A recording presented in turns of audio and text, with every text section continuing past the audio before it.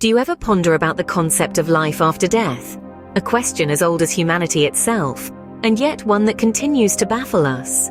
Over the centuries, various religions have painted a vivid picture of an eternal life after death. A utopia for the virtuous, a fiery abyss for the wicked.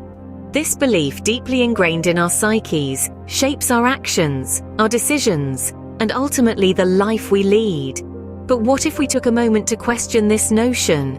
What if we dared to peel back the layers of faith and dogma to scrutinize the very essence of this belief? Could it be a tool of control, a psychological ploy to ensure obedience and order, or perhaps a comforting lie to ease the fear of our inevitable mortality? So could it be that we've been living in fear, guided by the promise of heaven and the dread of hell? What if I told you that we are not in control of our lives as we might think? That we are not the sole masters of our own destiny, but instead, we are guided by an unseen, ethereal entity that resides within us. This entity, unknown to conventional science, is believed to direct our lives according to its own mysterious objectives. Imagine for a moment an entity so powerful and so intricate that it shapes our personalities, our choices, our very lives, all without our conscious knowledge. This entity, or soul as one might call it, is not a figment of imagination or a myth spun by ancient storytellers. It's a silent passenger, an ethereal co-pilot, navigating us through the journey of life. Interestingly, the entry of this entity into our lives is not an event we remember. It is suggested that before the age of 5, a significant shift occurs within our minds. It's as if a switch has been flicked and we suddenly forget everything. Every memory, every experience up to that point is seemingly wiped clean. Why, you ask? It's simple. This is when the entity has fully integrated itself into our brain. It's had the time it needed to take control, to start directing our life according to its unspoken agenda. Our past is erased, replaced by the entity's narrative. We become the characters in its story, living out the chapters it pens for us. We may think we have free will, that we are the authors of our own lives, but are we really? Or are we merely actors playing roles dictated by this ethereal entity?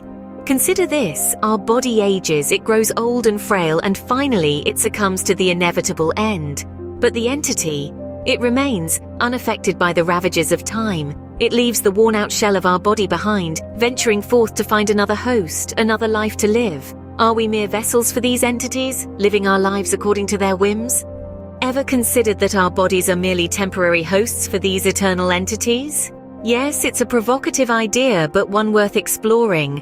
These ethereal entities, these unseen drivers of our existence, are not bound by the same biological limitations as we are. They are not tethered to time and space in the same way our bodies are. Consider this: when our bodies grow old, become ill, or succumb to the iron grip of mortality, what happens to the entity that was directing our lives? It's an intriguing thought, isn't it?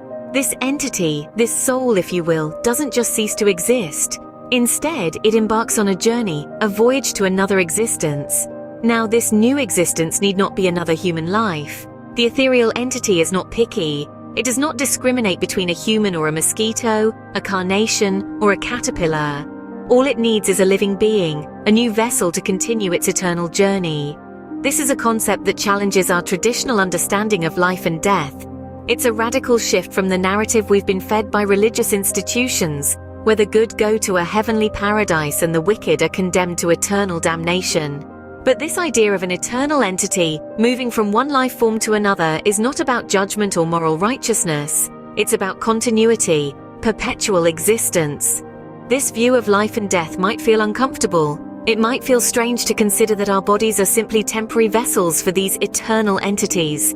But it also has a strange beauty to it, doesn't it?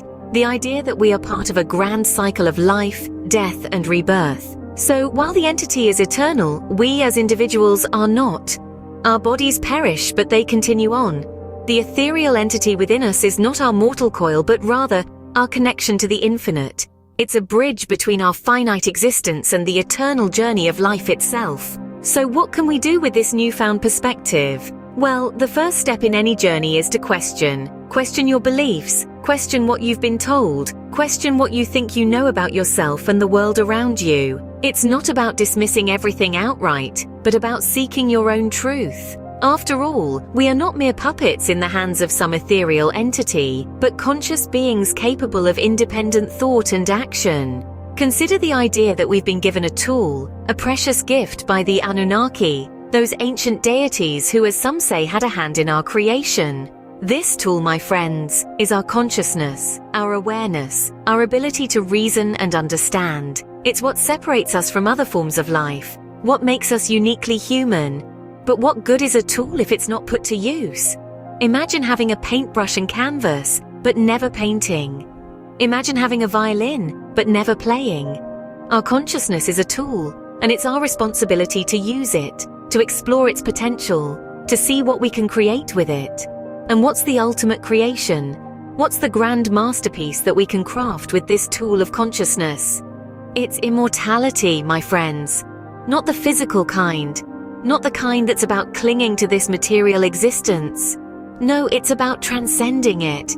It's about understanding that our true essence, that ethereal entity within us, is beyond the constraints of time and space. It's about realizing that we are not merely physical beings having a spiritual experience, but spiritual beings having a human experience. So let's use this tool. Let's question, let's explore, let's understand. Let's not just accept what we're told, but seek out our own truth. Let's not just live, but truly be alive. Let's not just exist, but truly be. Let's not just be human, but truly be divine. Wake up, boys and girls. Your life is yours to live. Don't just accept what you're told. Seek out your own truth.